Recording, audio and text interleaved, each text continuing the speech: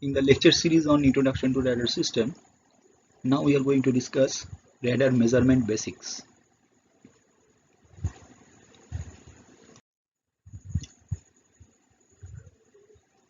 Radar can gather information for both point scatter as well as for distributed scatterers. Dimension of point scatter is small compared to the size of the radar resolution cell in range, cross range, or both. Dimension of distributed target or scatterer is large compared to the resolution cell size, allowing the individual scatterer to be discerned. The resolution capabilities of a radar usually determine whether a target is considered as a point scatterer, which is unresolved, or a distributed target, that is resolved. A complex scatterer is one that contains multiple scatterers. A complex scatterer can be either a point scatterer or a distributed scatterer.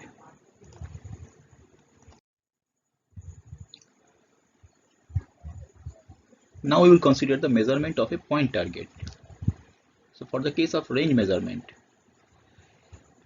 of a distance or range obtained from the round trip time Tr required for a radar signal to travel to the target and back. The range R is given by Ctr divided by 2.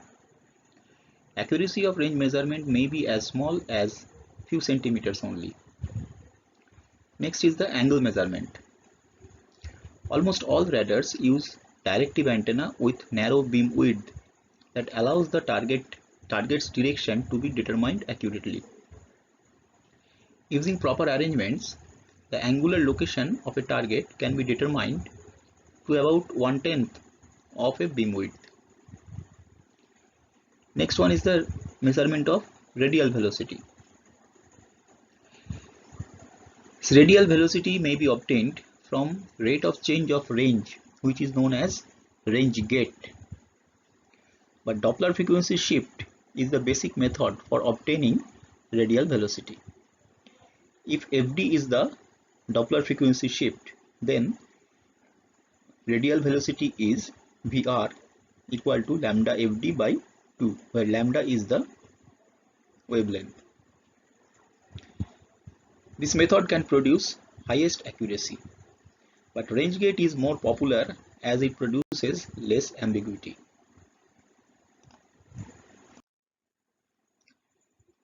Next one is the tangential or cross-range velocity. There exists a special Doppler frequency shift analogous to Doppler shift for radial velocity, from which the tangential velocity can be determined. The angle rate times the range is equal to the tangential velocity. But because of the implementation problem, the measurement of tangential velocity has not been of practical interest. Now for the case of distributed target, we can have different parameters to measure. The first one is the radial profile. The target's profile and also the size in the range dimension can be obtained when the radar's range resolution cell is smaller in size than the target's dimension. To obtain a radial profile of a target, it is required that C tau by 2 much less than d, where d is the target's radial component and tau is the pulse width. The radial profile of a target sometimes can be employed to obtain limited recognition of one type of target from another. So next measurement quantity is the tangential or cross-range profile. This tangential or cross-range profile can provide the angular size of the target and the location in angle of the scattering centers. Synthetic aperture radar can provide excellent cross-range resolution without the need for large antennas. Next is the size and shape of the distributed target. When the tangential profile is obtained at each range resolution cell, the target image that includes the size and shape is formed. Imaging radars like synthetic aperture radar or SAR have sufficient resolution in both range and cross range to resolve the major scatterers of a distributed target. Next parameter is the symmetry parameter. The Response of a target to changes in polarization of the radar signal can provide a measure of the symmetry of the target. Measurement of target symmetry using polarization is not widely used in radars. However, it is the basis for detection of aircraft, that is the asymmetric target, in the presence of rain, which is the symmetric target, when using circular polarization. Next parameter is the change of radial and tangential profiles. If the individual scatterers of a complex target change their relative locations in range, the echo signal will experience a change in amplitude due to interference among the echo signals from individual scatterers. Changes in the target echo amplitude therefore indicate there are changes in the relative locations of the individual scatterers of the complex target. Next parameter is the surface characteristics. The dielectric constant of target's surface material and the roughness of its surface can be found from radar measurement. This is useful for remote sensing purpose. Now we have to consider the theoretical accuracy of radar measurement. It is assumed that the measurement error associated with a particular parameter is independent of the errors in any of the other parameters, that accuracy is limited only by receiver's noise, and that all bias errors are accounted for separately. The measure of error is the root mean square of the difference between the measured value and the true value. The expression for the theoretical RMS error delta m of a radar measurement m have the following form, like delta m equal to k into m divided by 2 e by n0 whole to the power half, where this k is a constant, e is the received signal energy, and no is the noise power per unit bandwidth. Theoretical radar accuracies may be derived by simple geometrical relationship among the signal, noise, and the parameter to be measured. Now we will consider the time delay or range accuracy. And for that, we have plotted two figures.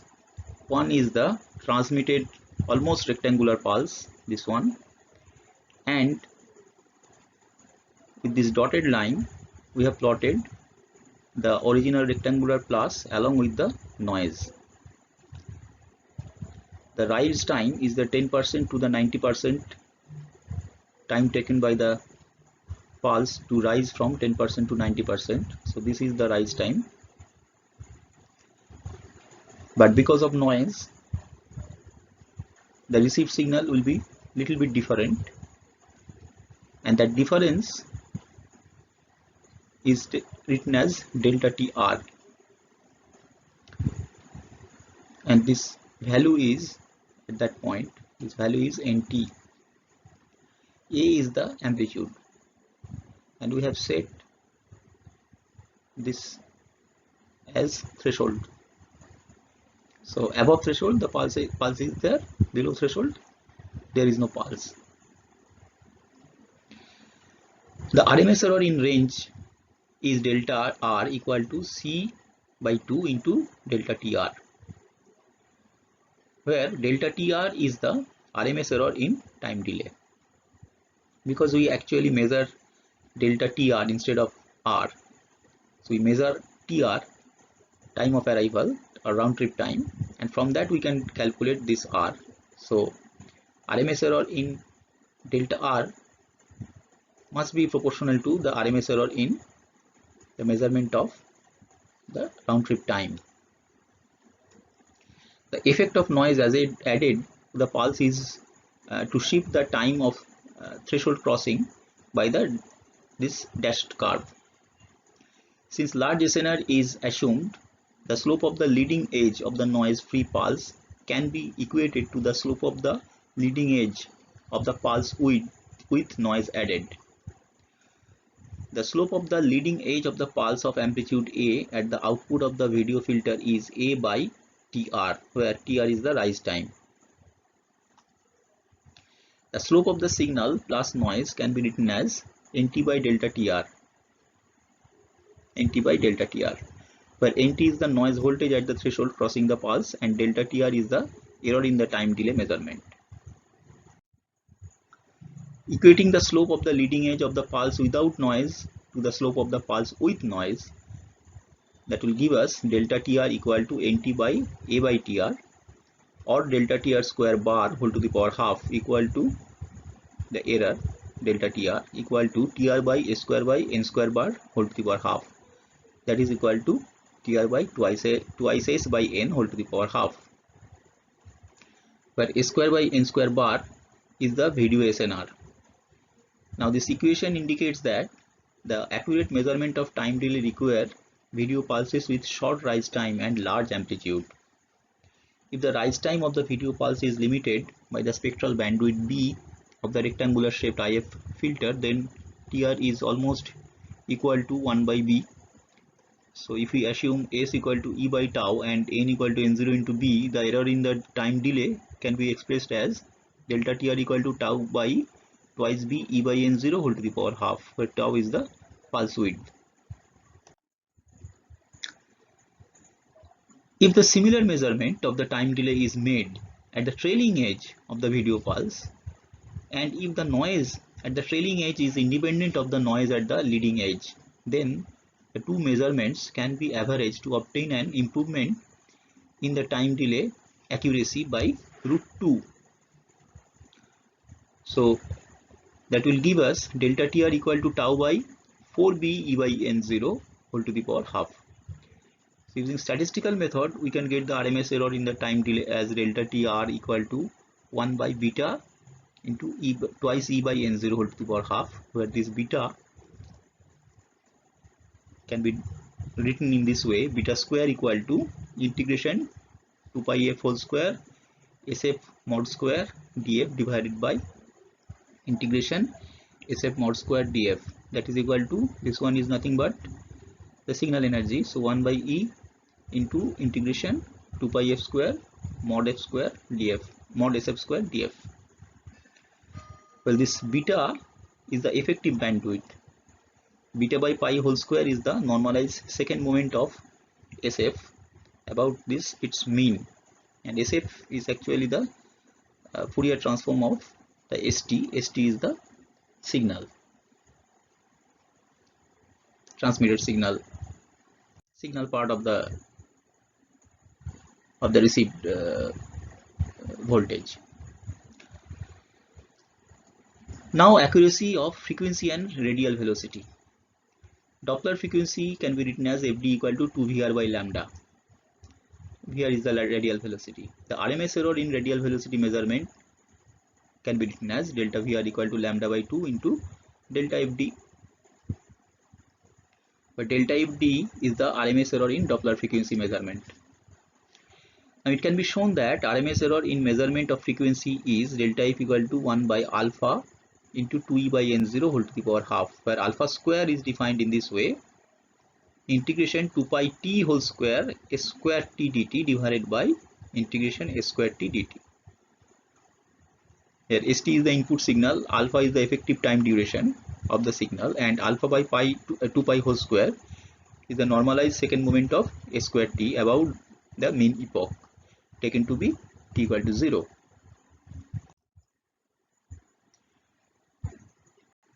Uncertainty in the range and velocity. The product of effective bandwidth beta and effective time duration alpha must be equal to or greater than pi. That means beta into alpha greater than equal to pi. So this equation is the radar uncertainty principle. So there is no theoretical restriction on accuracy with which a radar can simultaneously locate the position of a target and determine its velocity. Using the expression of RMS delay error and RMS frequency error that we have already discussed, we can write delta TR delta F equal to 1 by beta alpha into 2E by N0. Using radar uncertainty relation, we can write delta TR delta F less than equal to 1 by pi 2E by N0. So this states that the time delay and frequency may be simultaneously measured to as small a theoretical error as one desires By designing the radar to yield a sufficiently large ratio of signal energy E to noise power per unit bandwidth N0, or for fixed E by N0 to select a waveform with a larger beta alpha product.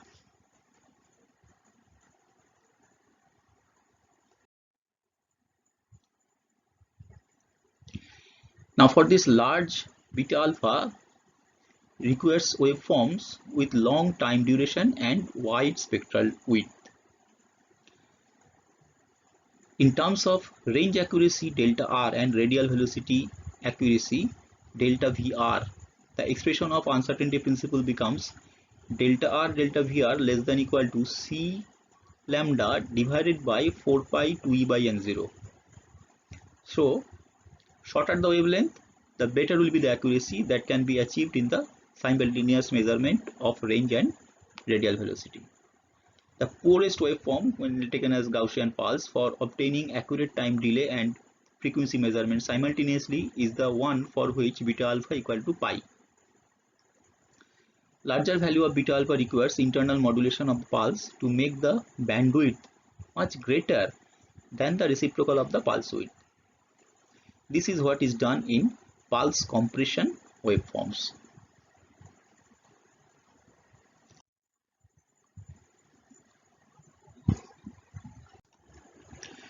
Now we will consider the angular accuracy.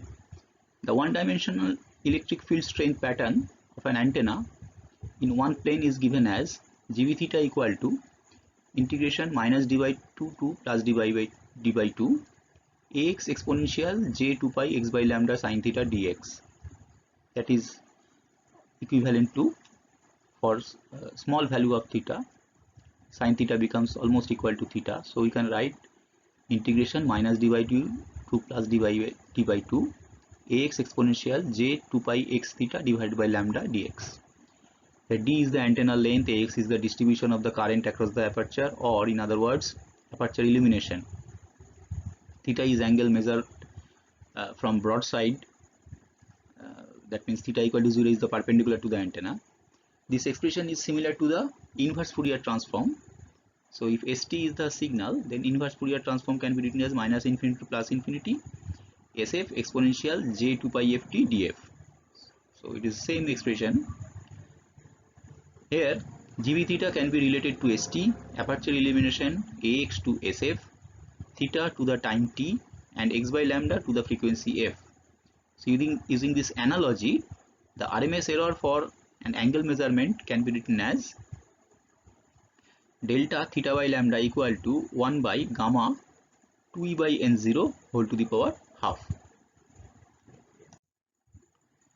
where this effective aperture width gamma is defined as gamma square equal to integration minus infinity to plus infinity 2 pi x square mod ax whole square dx divided by integration ax whole square dx. The effective aperture width is 2 pi times the square root of the normalized second moment of ax square about the mean value of x taken to be at x equal to 0. The theoretical angle measurement error for an antenna with a uniform amplitude illumination across the aperture can be written as delta theta equal to root 3 into lambda divided by pi d into 2e by n0 whole to the power half. So that can be written as 0.628 theta b divided by 2e by n0 whole to the power half. For the this expression, far right expression, uses the relation that the half power beam width for this aperture illumination is theta b equal to 0.88 lambda by d.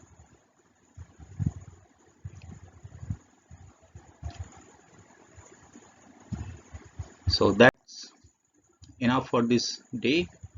So let us stop here. We will see you in the next class for other things.